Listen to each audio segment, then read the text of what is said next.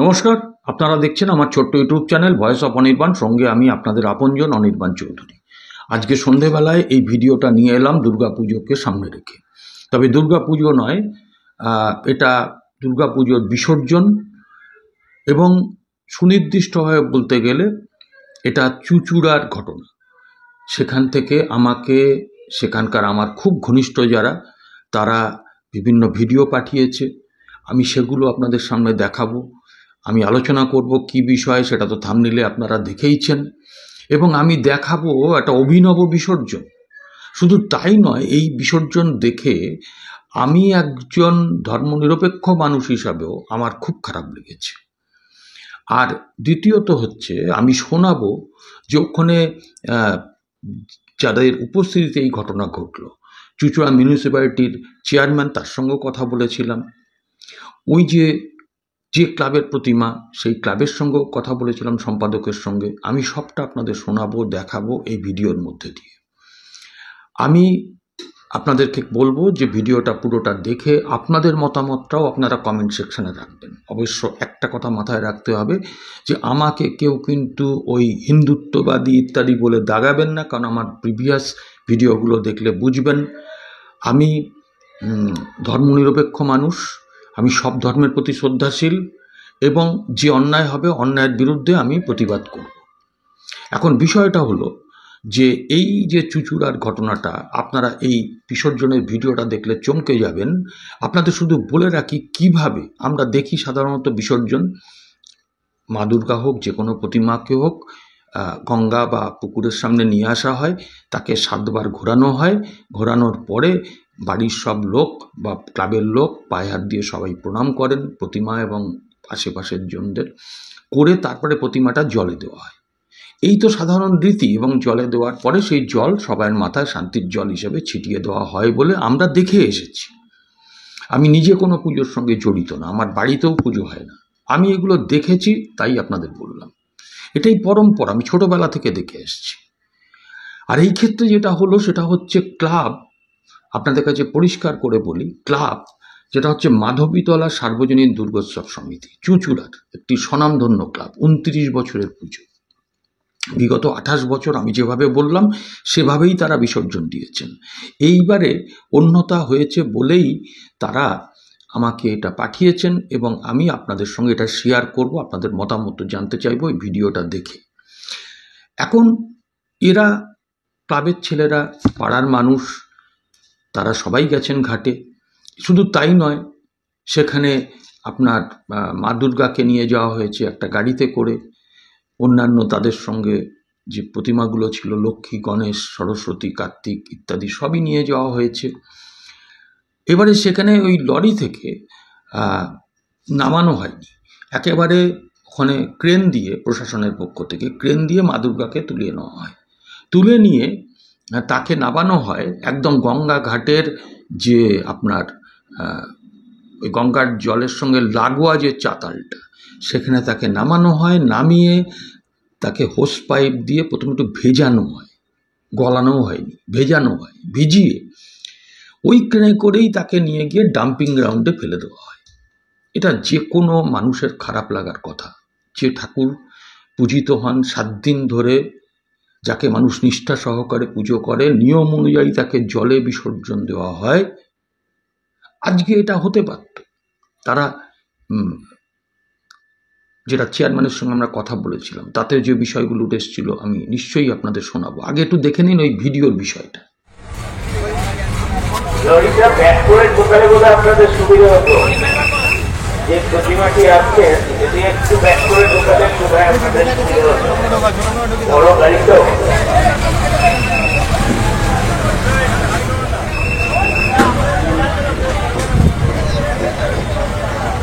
সরে তুই সরে তুলছি, হাওয়া দিচ্ছে।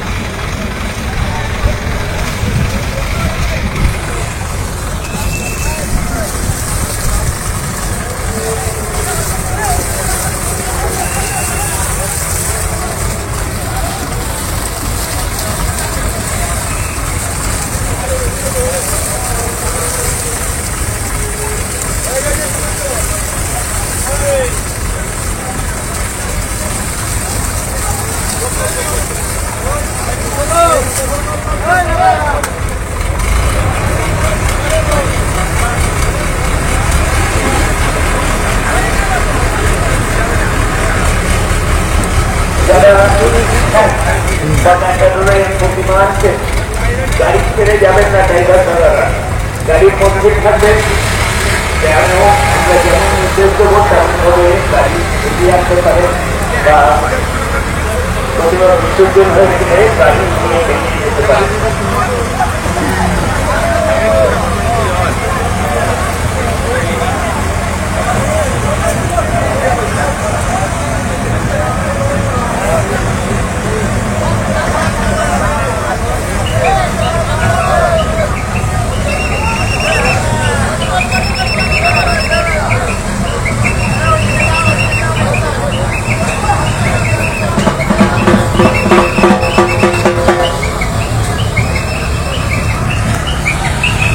দেখলেন কিভাবে বিসর্জন হচ্ছে। আচ্ছা, যদি গঙ্গার জল দূষণের ভয়ে ওই হোস পাইপ দিয়েই ধুইয়ে দেওয়া হয়, এটা কি তার পদ্ধতি? প্রথমত মা দুর্গাকে যেভাবে ক্রেনে করে নিয়ে যাওয়া হচ্ছে, এটাই একটা খুব, it is look very indecent, ঝুলছে মা দুর্গা। তারপরে তাকে গঙ্গার ঘাটে রেখে যে হোস পাইপ দিয়ে জলটা দেওয়া হলো, ওই রঙের যে জলটা, রঙিন জলটা কিন্তু গঙ্গার সঙ্গেই মিশল। তারপরে তাকে নিয়ে গিয়ে ডাম্পিং গ্রাউন্ডে ফেলে দেওয়া হলো। এই হচ্ছে বিষয়, আপনারা দেখলেন। এরপরে এটা নিয়ে সেখানে চেয়ারম্যান উপস্থিত ছিলেন, শুনেছি। চেয়ারম্যানকে সরাসরি ধরলাম, অমিত কুমার রায় মহাশয়, উনি ভদ্রলোক। কি কথা হলো শুনুন। মানে কিছু প্রতিমা বিসর্জন করে হয়েছে এবং হোস পাইপ দিয়ে, আপনি সেখানে উপস্থিত ছিলেন বলে অভিযোগ। তো এইটা যদি একটু ব্যাখ্যা করেন যে হঠাৎ এইভাবে বিসর্জনটা হলো কেন? এটা অভিযোগের বিষয় নয়, বিষয় হচ্ছে পুজো কমিটিদের অনুরোধে আমাদের অনেক টাকা খরচ করে ওই ক্রেন আনতে হয় এবং পুজো কমিটিগুলোতে লোকজন থাকে না বিসর্জন করার। আমাদের 100 জন কর্মী এবং একজন এজেন্সিকে দিয়ে এবং যারা বড় প্রতিমা করেছেন এবং প্রতিজন বিসর্জন করার লোক নেই, তাদের অনুমতি নিয়ে আমরা ওইভাবে বিসর্জন করেছি এবং অনেক পৌরসভাতেই ওই একই ব্যবস্থা চালু করা হয়েছে। আচ্ছা আচ্ছা আচ্ছা, ঠিক আছে, এইটুকুই আপনার কাছে জানার ছিল। এরপরে আমরা কথা বললাম এই চেয়ারম্যানের সঙ্গে। কথা বলার পরে ক্লাব সম্পাদকের সঙ্গে, এখন এই যিনি ক্লাব সম্পাদক মৃণাল কুমার দাস, তিনি কি বললেন চেয়ারম্যানের কথার প্রেক্ষিতে, তাদের মনে কতটা কষ্ট, সেটা আবার শুনুন। দাদা নমস্কার, আমি ভয়েস অফ অনির্বাণ থেকে অনির্বাণ চৌধুরী কথা বলছিলাম। হ্যাঁ দাদা নমস্কার, আমরা মাধবীতলা থেকে আমি বলছি। হ্যাঁ, আপনাদের মাধবীতলা সার্বজনীন দুর্গোৎসবের গত দশমীর দিন ভাসান ছিল, প্রতিমা বিসর্জন ছিল। সেই ব্যাপারে একটা বিষয় শুনলাম যে আপনাদের প্রতিমাটা ঘাটে আপনারা নিয়ে গিয়েছিলেন লরিতে করে, আপনাদের পাড়ার লোকজনও সবাই গিয়েছিলেন, কিন্তু সেখানে গিয়ে আপনারা দেখেন যে প্রতিমাটাকে ওই গাড়ির থেকেই ট্রেনে করে তুলে নিয়ে হচ্ছে এবং ট্রেনে করে তুলে নিয়ে ঘাটের সামনে, আমি একটা ভিডিও নিয়েছি, তাতে যা দেখছি ঘাটের একদম সামনে নিয়ে গিয়ে তোলানো হলো। হ্যাঁ একদম ঠিক। আচ্ছা আচ্ছা আচ্ছা, তারপরে ঠাকুরটা মানে পুরো গলানো হয়নি, তাই তো? না না, গলানো ভিজিয়ে দেওয়া হলো, জাস্ট ভিজিয়ে দেওয়া হচ্ছে, ভিজিয়ে দেওয়া হলো, আবার ওটাকে তুলে আবার যেখানে ঠাকুরগুলো রাখা হচ্ছিল, হ্যাঁ সেখানে রাখা হলো, ডাম্পিং এ নিয়ে যাওয়া হলো। আচ্ছা, ব্যাপারটা হচ্ছে যে আমি চেয়ারম্যান সাহেবের সঙ্গে এই ভিডিওটা এবং খবরটা পাওয়ার পরে আপনাদের যিনি চুঁচুড়া মিউনিসিপ্যালিটির চেয়ারম্যান, তাকে আমি ফোন করেছিলাম। তাকে আমি বিষয়টা বললাম যে এরকম ভাবে সব বিভিন্ন ক্লাবের প্রতিমা বিসর্জন হয়েছে, আমার কাছে খবর আসলো। তো উনি বললেন যে দেখুন, যাদের কোন রকম লোকজন আসেনি সঙ্গে, হ্যাঁ, তাদেরটাই আমরা এইভাবে বিসর্জন দিতে বাধ্য হয়েছি।